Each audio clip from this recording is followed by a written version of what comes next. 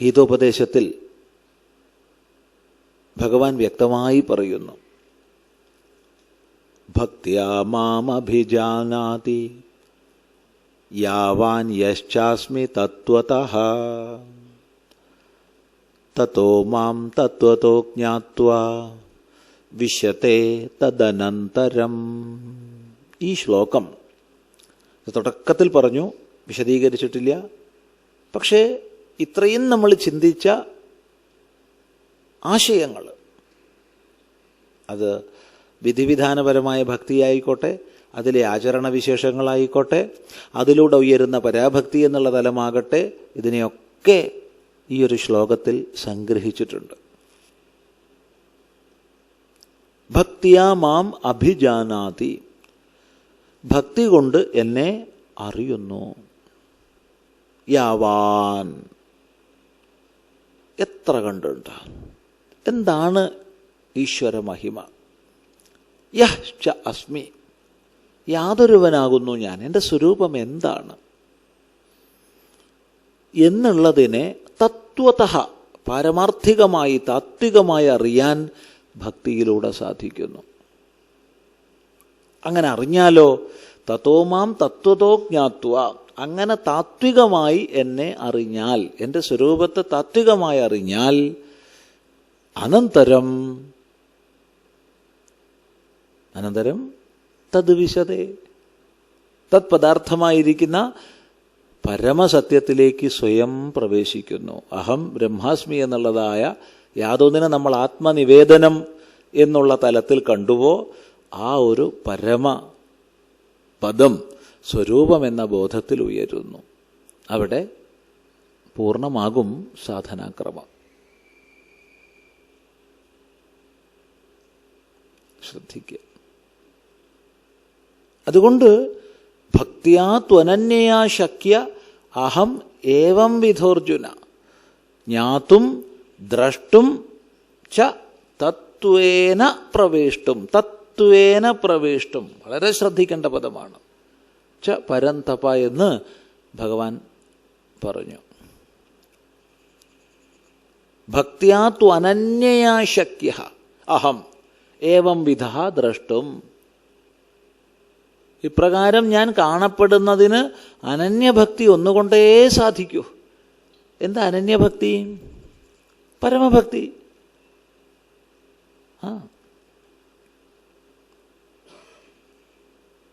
അനന്യഭക്തി പറഞ്ഞാൽ അന്യാശ്രയാണാം ത്യാഗോ അനന്യത എന്ന് ഭക്തിസൂത്രകാരൻ പറഞ്ഞിട്ടുണ്ട്. അന്യാശ്രയങ്ങളെ മുഴുവൻ ത്യജിക്കുന്നതാണ് അനന്യത.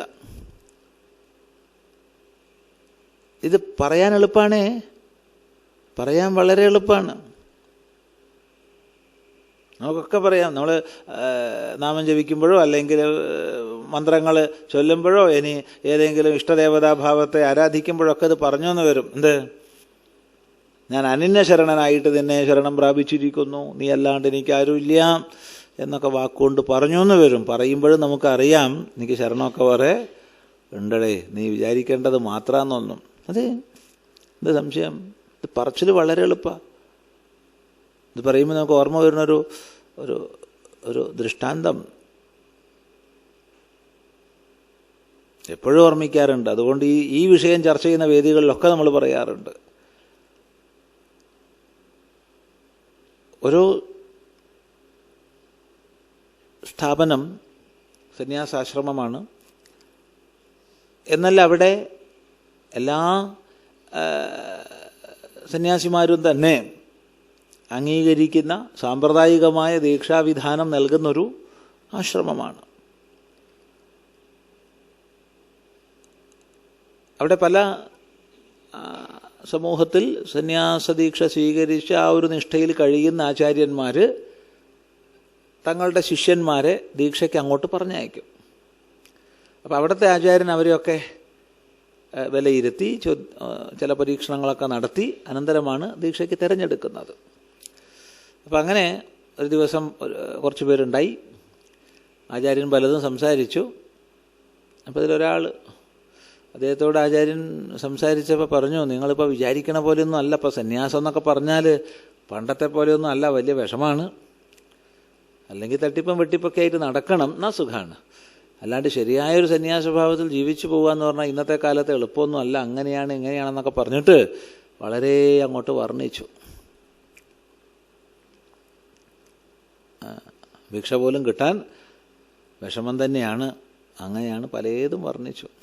അപ്പം ഇദ്ദേഹം പറഞ്ഞു, സ്വാമിജി അങ്ങ് പറഞ്ഞതൊക്കെ ശരിയാണ്, പക്ഷെ എനിക്ക് വലിയൊരു പ്രയാസം ഉണ്ടാവില്ല. അതെന്താ? എനിക്ക് പെൻഷൻ എന്തായാലും പ്രതിമാസം ഉണ്ട്. ഇത് കിട്ടാനാ അദ്ദേഹം പറഞ്ഞേ. എന്നാൽ പിന്നെ ഇവിടുന്ന് സന്യാസ ദീക്ഷ ഇല്ല,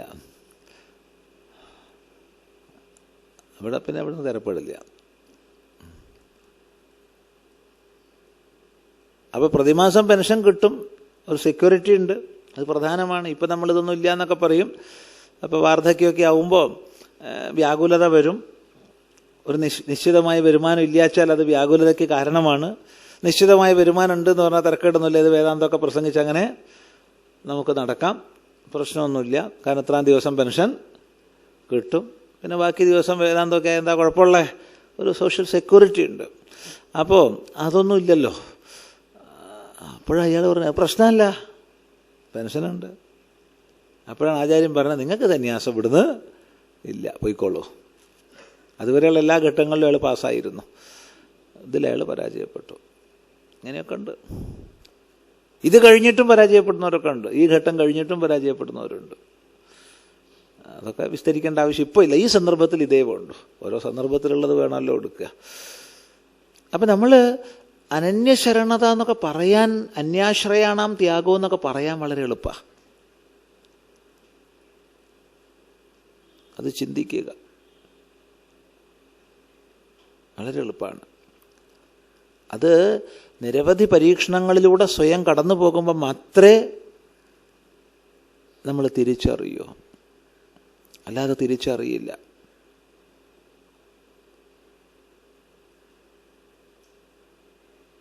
നിത്യാഭിയുക്താനാം യോഗക്ഷേമം വഹാമ്യഹം. ഇവിടെ LICൻ്റെ ആരെങ്കിലും ഉണ്ടോന്നാവോ? LICക്കാരുടെ വാക്യമാണത്, യോഗക്ഷേമം വഹാമ്യഹം. അവിടെ LICക്ക് അനുസരിച്ച് വ്യാഖ്യാനിക്കേണ്ടത് വേറെ ജാതിയാണ്, അതവിടെ നിൽക്കട്ടെ, അതിപ്പോൾ വേണ്ട. ഇതിനും വ്യാഖ്യാനമുണ്ട്. അപ്പോൾ യോഗക്ഷേമം വഹാമ്യഹം എന്നുള്ളത് ഭഗവാന്റെ ഒരു വാക്യമാണ്. അതിൽ നിഷ്ഠയോടുകൂടി അടിയുറച്ച് പോകുന്നൊരു സാധകൻ അങ്ങനെ സഞ്ചരിച്ചു കൊണ്ടിരിക്കെ ഏറെക്കുറെ സമാന പ്രായമുള്ള, സമാന ജീവിത വീക്ഷണം സംഭാഷണത്തിലൂടെ വ്യക്തമായ മറ്റൊരു യുവാവിനെ കണ്ട് പരിചയപ്പെടാനിടയായി. അപ്പോൾ തിരക്കേടില്ല, രണ്ടുപേരും തമ്മിൽ സ്നേഹബന്ധമായി. അപ്പം നമ്മൾ രണ്ടും ഒരേ വഴിക്ക് തന്നെ പോണവരാണ്, എന്നാൽ പിന്നെ ഒന്നിച്ചു പോവാലോ. ഏകാഗി ചരേത് എന്ന നിയമം മറന്നുപോയി. അങ്ങനെ ഒന്നിച്ച് ചരിക്കുകയാണ്. അങ്ങനെ ഒന്നിച്ച് ചരിക്കുന്നു.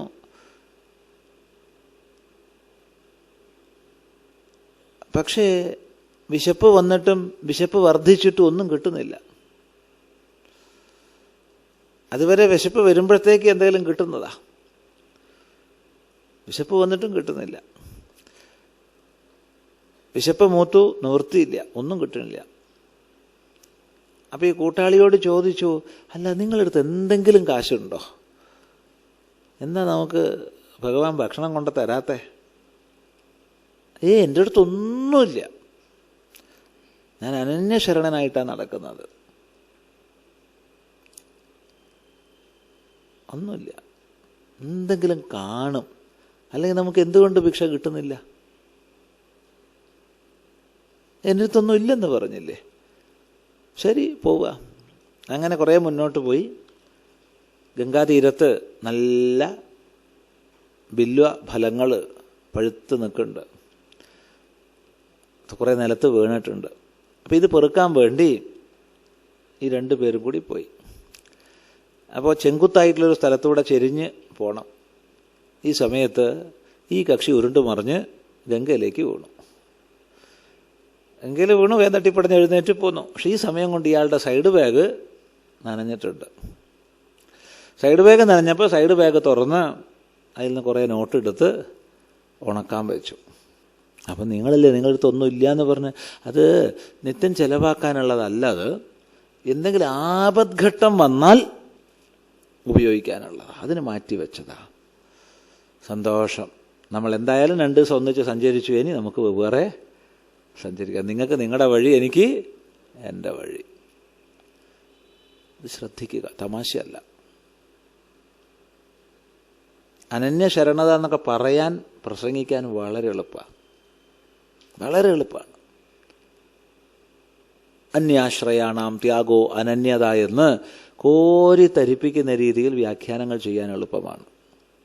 പക്ഷേ സ്വജീവിതത്തിൽ ഈ ഒരു അനന്യഭക്തിയിലേക്ക് ഉയരുക എന്നുള്ളത് അത് എളുപ്പമല്ല. പലപ്പോഴും എന്തെങ്കിലുമൊക്കെ കാര്യസാധ്യം ഉദ്ദേശിച്ചായിരിക്കും പലരും ഭജന കീർത്തനങ്ങളിലൊക്കെ ഏർപ്പെടുന്നത്. അപ്പോൾ പലതരത്തിൽ അനന്യത ഇല്ലാതിരിക്കും. 1, ധ്യേയം മാറിക്കൊണ്ടിരിക്കും.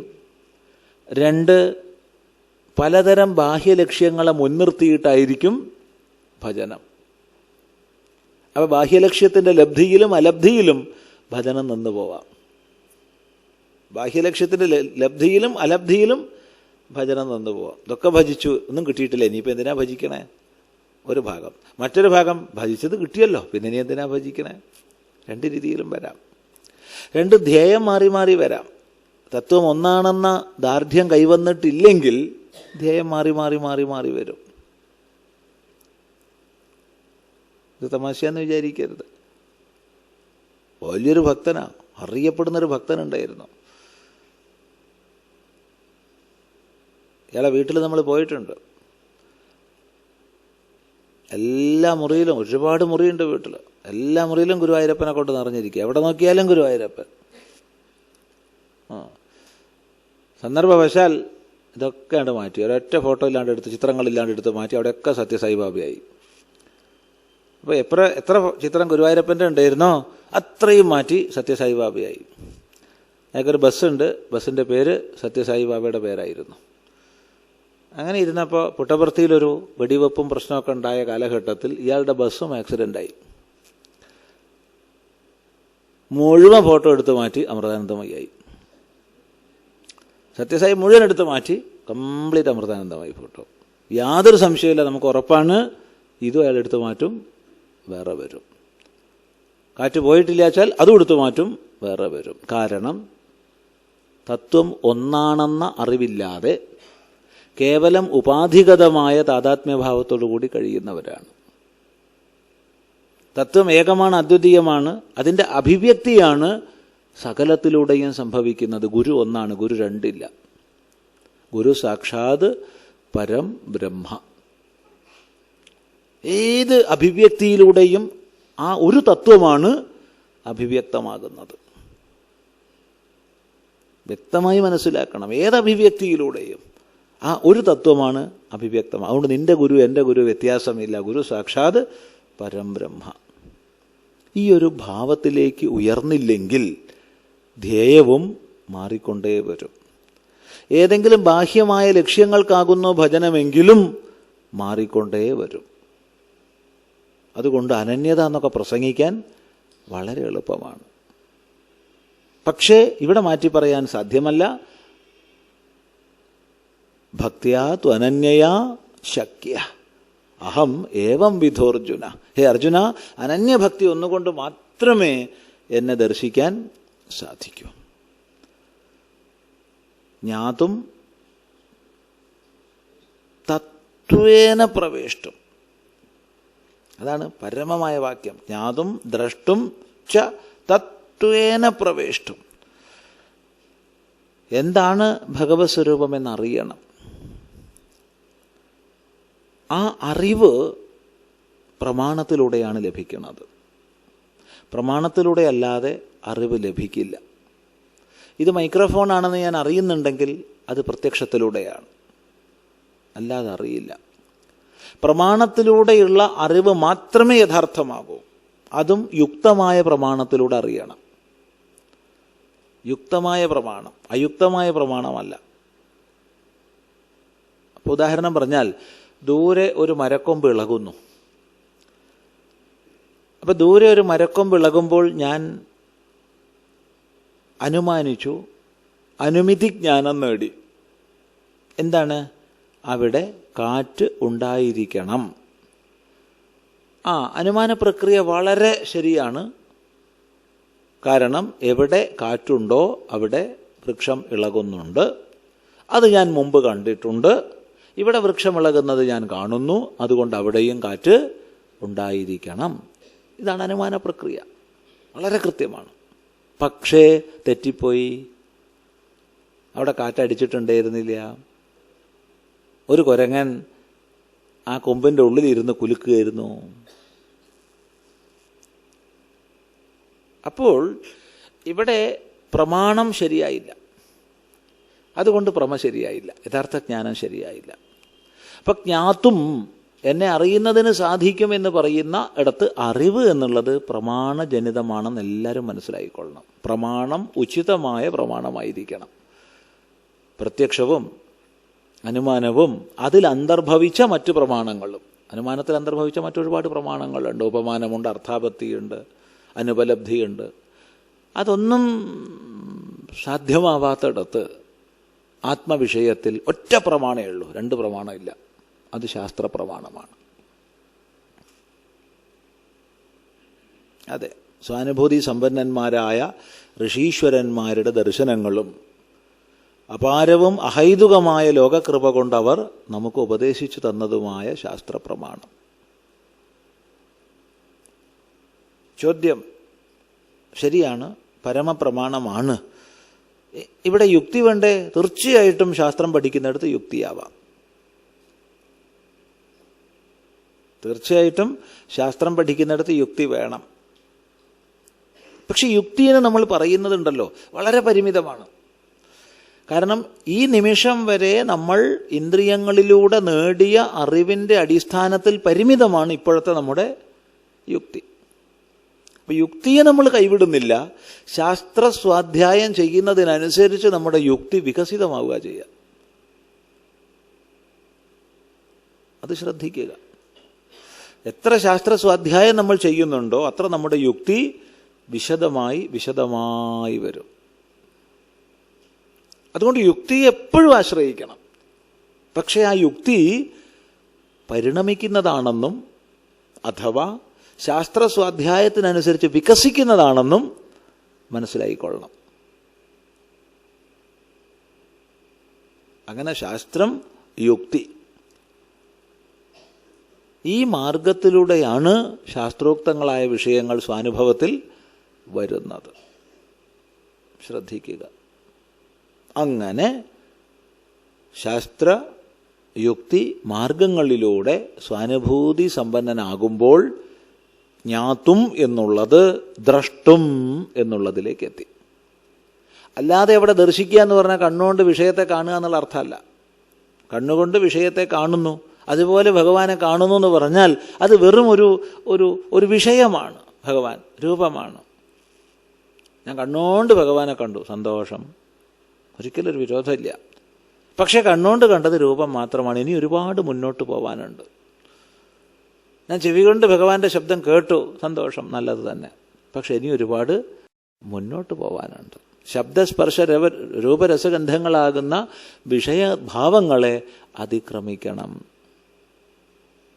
അപ്പോൾ ഒരാൾക്ക് ഇഷ്ടദേവതാ ദർശനം ഉണ്ടായി എന്ന് പറഞ്ഞാൽ അതിനെ നമ്മൾ ഒരിക്കലും നിന്ദിക്കുന്നില്ല.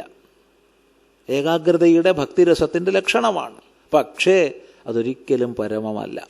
ദേവതാ ദർശനം തുടങ്ങിയ ഒരിക്കലും പരമമല്ല, ഒരിക്കലും താണതുമല്ല, ഒരിക്കലും താഴ്ത്തി പറയാൻ പാടില്ല. അങ്ങേയറ്റത്തെ ഏകാഗ്രതയുടെയും ഭക്തിരസത്തിൻ്റെയും ലക്ഷണങ്ങളാണ് ഇഷ്ടദേവതാ ദർശനവും മറ്റും. അതുകൊണ്ട് ഉത്കൃഷ്ടമാണ്. പക്ഷെ അതേ സമയത്ത് പരമം അല്ല. അതുറച്ച് മനസ്സിലാക്കണം. ഇതിൽ നമ്മൾ പലപ്പോഴും പെട്ടുപോകും. കാരണം സാധനാമാർഗത്തിൽ വലിയൊരു കുഴപ്പമുണ്ട്. എന്താ സാധനാമാർഗത്തിൽ വലിയൊരു കുഴപ്പം? മാർഗത്തെ നമ്മൾ ലക്ഷ്യമായി തെറ്റിദ്ധരിക്കും. എപ്പോൾ? ശരിയായ ശാസ്ത്രപ്രമാണത്തിൻ്റെ മാർഗദർശനം നമുക്കില്ലെങ്കിൽ. ഒരിക്കൽ നമ്മൾ കോഴിക്കോട് നിന്ന് വെസ്റ്റ് ഹിൽ എന്ന് പറഞ്ഞ സ്ഥലത്ത് നിന്ന് ബസ് കയറി. അവിടുന്ന് പുറപ്പെട്ട് മീൻചന്ത എന്ന് പറഞ്ഞ സ്ഥലത്തേക്ക് പോകുന്ന ബസ്സാണ്.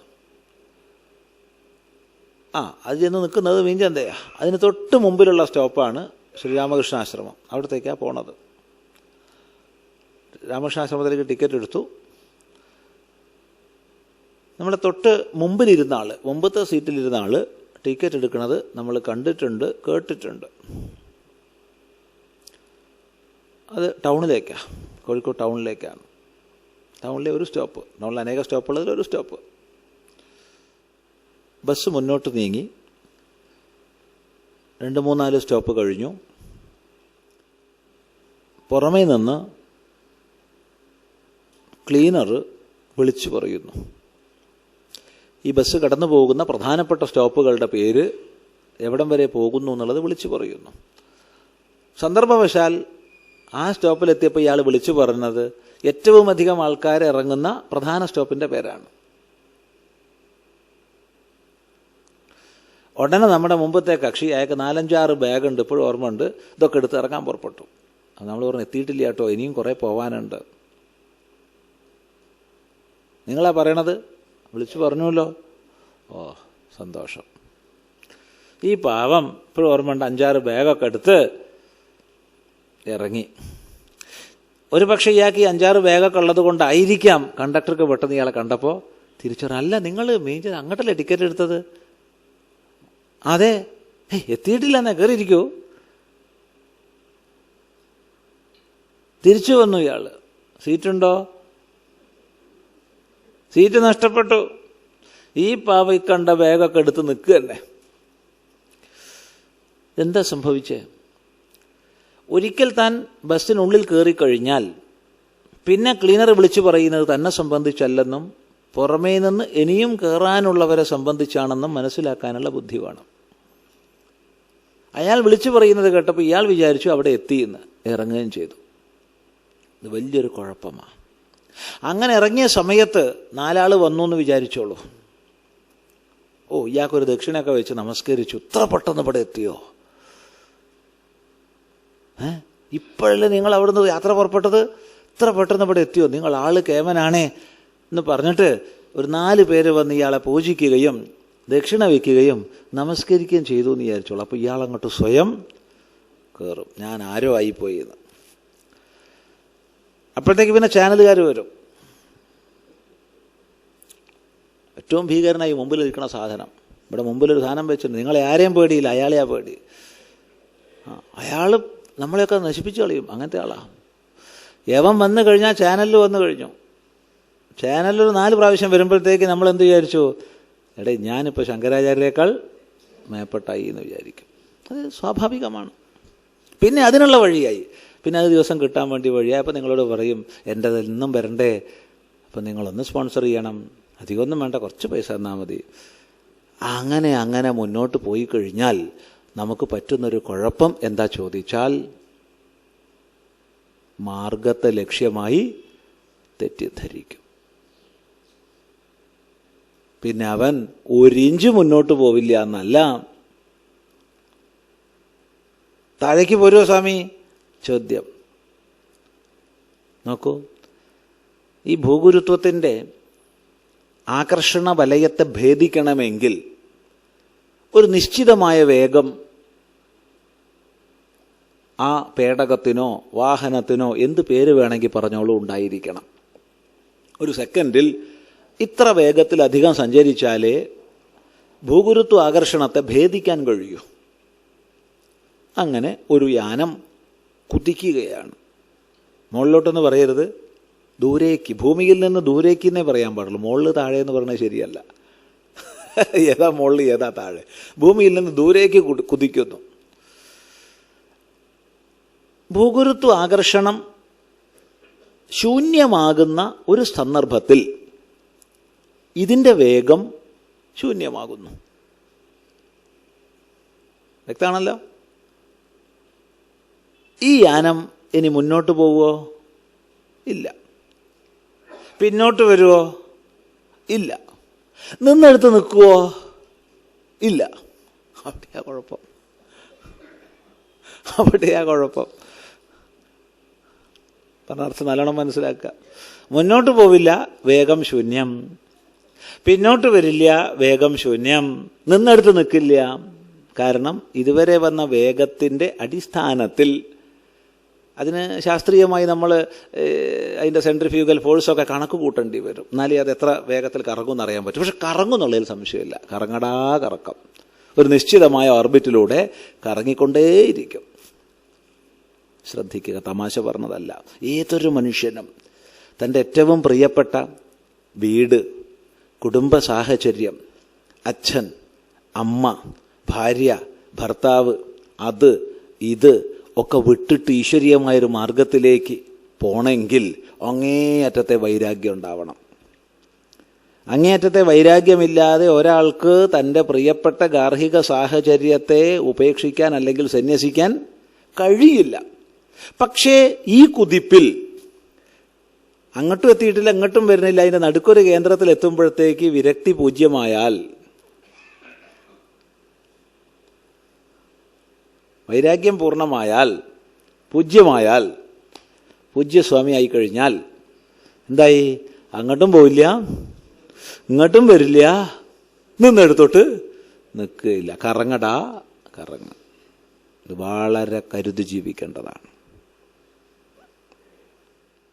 അതുകൊണ്ട് ജ്ഞാതും ദ്രഷ്ടും എന്ന് പറഞ്ഞത് എളുപ്പമുള്ള വിഷയം അല്ല. കാരണം മാർഗത്തെ ലക്ഷ്യമായി നമ്മൾ തെറ്റിദ്ധരിക്കും. മാർഗത്തിൽ ചരിക്കുമ്പോൾ തന്നെ ലക്ഷ്യത്തിലെത്തിയെന്ന് അഭിമാനിക്കും. അവൻ പിന്നെ കറക്കത്തോട് കറക്കം. കറങ്ങണം, മറ്റുള്ളവരെ കറക്കുകയും ചെയ്യും. അന്ധേനൈവ നിയമാന യഥാന്ധാഹ.